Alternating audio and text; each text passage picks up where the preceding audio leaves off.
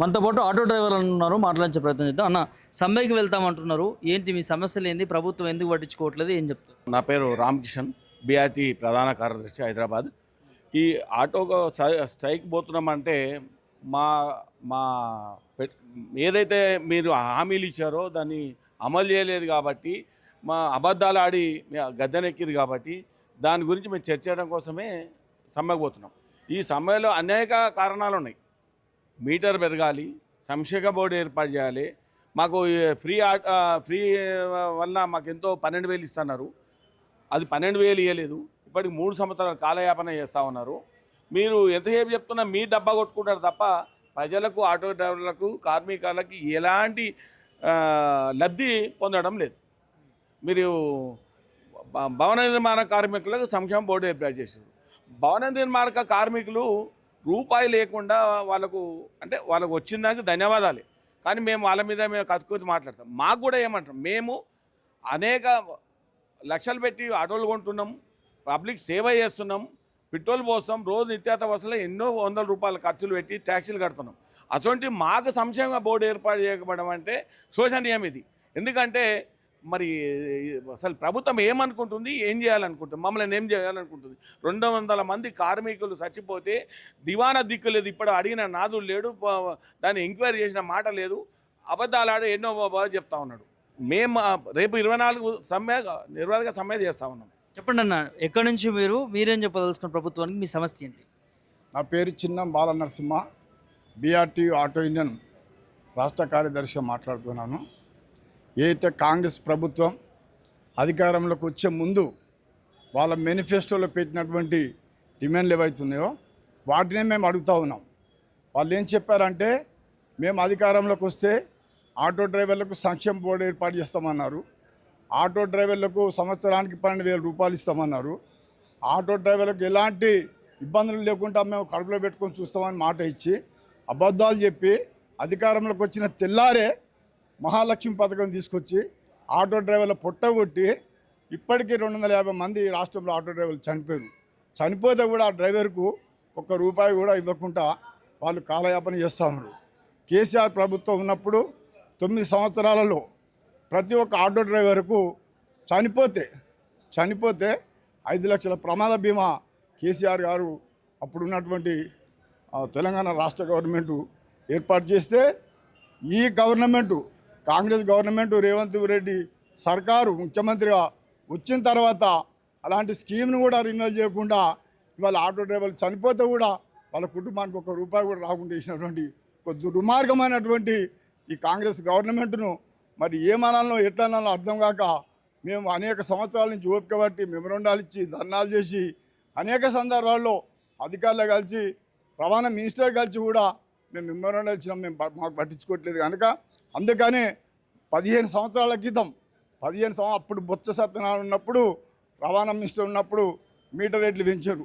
16 సంవత్సరాల నుంచి అదే మీటర్ రేట్ తోటి మా డ్రైవర్లు మేముగా నడిపించుకుంటూ సాగు బతుకుల్లో కొట్టుమిట్టాల్సినటువంటి పరిస్థితులు ఉన్నాయి. మేము ఇళ్ళ కిరాయిలు కట్టుకోవాలి, మా పిల్లలు చదివించుకోవాలి, మా ఆటో కిరాయిలు కట్టుకోవాలి, బతకలేక సావలేక మేము జీవనం గడుపుతున్నట్టు ఈ ప్రభుత్వం మా గురించి పట్టించుకోలేదు కనుక మేము ఈ నెల 23 అర్ధరాత్రి అంటే 24వ తారీఖు నుంచి మేము సమ్మెకి వెళ్తూ ఉన్నాం. ఈ సమ్మె అన్ని సంఘాలతోటి, అన్ని రాజకీయ పార్టీలతోటి మాట్లాడుకుని మేము సమ్మె పోతున్నాం. ఈ సమ్మె విజయవంతం అవుతుంది. ఏది ఏమైనా ఈ ప్రభుత్వాన్ని మెడలు వంచి మా హక్కులు సాధించుకుంటాం, మా సమస్యలు పూర్తి చేసుకుంటాం, మా సమస్యలు పరిష్కరించుకుంటాం అనేది కోరుతున్నాం. ప్రజలకి ఇబ్బంది జరగదా మీరు సమ్మెకి దిగుతుంటే? మరి ప్రజా రవాణా వ్యవస్థకు కూడా ఇబ్బంది జరిగే పరిస్థితులు ఉంటాయి కదా? 100% జరుగుతుంది.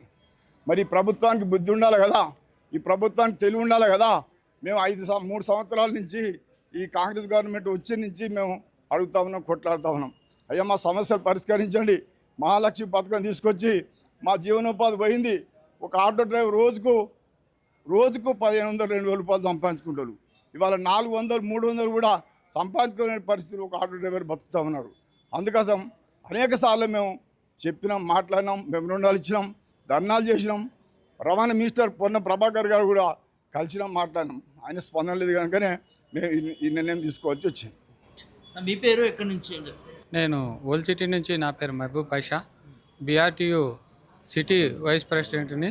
ప్రధానంగా మేము కాంగ్రెస్ గవర్నమెంట్ అధికారంలోకి రావడానికి మహాలక్ష్మి పథకం పెట్టి స్త్రీలకు ఉచిత బస్ అనే పథకాన్ని ప్రవేశపెట్టి దాని ద్వారా ఆటో డ్రైవర్లకు కూడా నష్టం కలుగుతుందని తెలిసి మాకు కూడా సంక్షేమ బోర్డు సంవత్సరానికి 12,000 ఇస్తామని వాగ్దానం చేసి ఓట్లు వేయించుకున్న ఈ కాంగ్రెస్ ప్రభుత్వము అధికారంలోకి రాగానే మొత్తం సంతకం పెట్టి మా ఆటో డ్రైవర్ల పొట్టను కొట్టింది. అదేవిధంగా ఈ పథకాన్ని ప్రభుత్వం వచ్చి కొద్దిగా ఈ ప్రభుత్వానికి కొంత సమయం ఇవ్వాలని మేము కూడా ఆటో సంఘాలుగా ఆటో డ్రైవర్లుగా కొన్ని రోజులు వేచి చూసినాము. ఆ తర్వాత సమస్యలు పెరుగుతుంటే మంత్రులకు అధికారులకు కలిసి అనేక రూపాల్లో మెమొరండాలు కానీ ధర్నాల రూపంలో కానీ మేము కలిసిన సందర్భాలు ఉన్నాయి. చూస్తామని కాలయాపన చేస్తున్నారే తప్ప మేము ఎప్పుడైతే సమ్మె చేస్తున్నామో అప్పుడంతా ఈయన ఏదైతే ట్రాన్స్పోర్ట్ మినిస్టర్ ఉన్నారో పొన్నం ప్రభాకర్ గారు కల్లిబొల్లు మాటలు చెప్పి కాలయాపన చేస్తున్నాడే తప్ప ఇంతవరకు మేము 3 ఏళ్ళు అయిపోయింది. ఇంకా ఈ ప్రభుత్వం ఉండడానికి రెండేళ్ల సమయమే ఉంటుంది కాబట్టి ఈ 2 ఏళ్ళలో కూడా వీళ్ళు ఇలాగే కాలయాపన చేస్తారని మాకు అర్థమైపోయింది. అనేక ఆటో డ్రైవర్లు కూడా విసిగి ఆర్థికంగా చితికిపోతూ స్కూల్ పిల్లల ఫీజులు కట్టలేక, ఇంటికి కిరాయిలు ఇవ్వలేక, బండి ఫైనాన్సులు కట్టలేక అనేక మంది ఇంతకుముందు గతంలో రైతులు ఆత్మహత్యలు చేసుకుంటారని వినేవాళ్ళము. ఇప్పుడు రవాణా రంగంలో ఉండే వాళ్ళు కూడా క్యాబ్ డ్రైవర్లు, ఆటో డ్రైవర్లు ఫైనాన్సులు కట్టలేక ఆర్థికంగా దినదినాన రోజుకు ఆర్థికంగా చితికిపోతూ ఏం చేయాలని అర్థం కాని దీనమైన పరిస్థితుల్లో ఎవరు ఆదుకుంటారో అర్థం కాని పరిస్థితుల్లో ఈరోజు ఆత్మహత్యలు చేసుకొని 250 మంది ఈరోజు చనిపోయారు. ఈ గతంలో ప్రభుత్వం ఉన్నప్పుడు చనిపోతే ప్రమాద బీమా అనేది 5 లక్షల బీమా దొరికేది. ఆ బీమా పథకాన్ని కూడా వీళ్ళు ఈ ప్రభుత్వం రెన్యువల్ చేయండి అయ్యా అని అంటే రెన్యువల్ చేయకుండా దాన్ని కూడా కాలయాపన చేసి ఆటో డ్రైవర్లకు చనిపోతే వాళ్ళ కుటుంబాలు రోడ్డున పడే పరిస్థితికి వచ్చింది. ఈరోజు అనేక మంది ఆటో డ్రైవర్లు చెప్తున్నారు, అన్న 3 ఏళ్ళు గడిచినాయి, ఏం చేస్తారు చెప్పండి, ఏం చేయాలో అర్థం కాని పరిస్థితుల్లో ఉండి అనేక సంఘాలతోటిగా ఈ రాష్ట్రంలో ఎన్ని సంఘాలు ఉండో అన్ని సంఘాలతో చర్చించిన తర్వాతే చివరగా ఇప్పుడు కూడా మేము ఆశించేది ఏంటంటే మేము స్ట్రైక్ పోవాలని ఎవరు కోరుకోవడం లేదు. ప్రభుత్వం పిలిపించి సానుకూలంగా ఆటో డ్రైవర్ల సమస్యలపైన స్పందిస్తే మాకు అంతే సంతోషం. కానీ లేదంటే మొండికేసుకుంటే గతంలో ఉమ్మడి రాష్ట్రంలో ఉన్నప్పుడు చంద్రబాబు నాయుడు ఏ విధంగా ఆటో డ్రైవర్ల సత్తాను చవి చూసినాడో అదేవిధంగా ఈ కాంగ్రెస్ ప్రభుత్వం కూడా చవి చూడక తప్పదని మళ్ళా ప్రభుత్వాన్ని పడగొట్టేంత వరకు మేము ఆటో రంగంగా అనేక లక్షల మంది ఉండం, కొన్ని కోట్ల మంది కుటుంబాల్లో సభ్యులుగా ఉండం. ఈ ప్రభుత్వాన్ని గద్దెదించడానికి మేము సన్నాయత్నం రాబోయే 24వ తేదీకి మేము సన్నద్ధమవుతున్నామని ఈ రాష్ట్ర ప్రభుత్వాన్ని హెచ్చరిస్తున్నాం.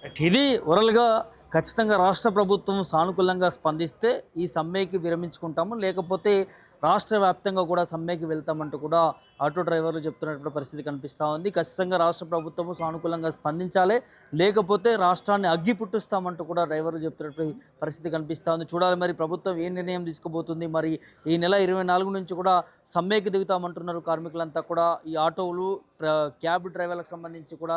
సో ప్రజలందరికీ కూడా ఇబ్బంది జరిగేటటువంటి పరిస్థితులు ఉంటాయి కాబట్టి ముందుగానే మరి గ్రహించి ప్రభుత్వం ఏమైనా నిర్ణయాలు తీసుకుంటుందా లేకపోతే ఇదే విధంగా వ్యవహరిస్తుందా అనేది కూడా చూడాల్సిన అవసరం ఉంటుంది. వీడియో సమతో ప్రభాకర్ పుల్లిండియా, తెలంగాణ భవన్ నుంచి.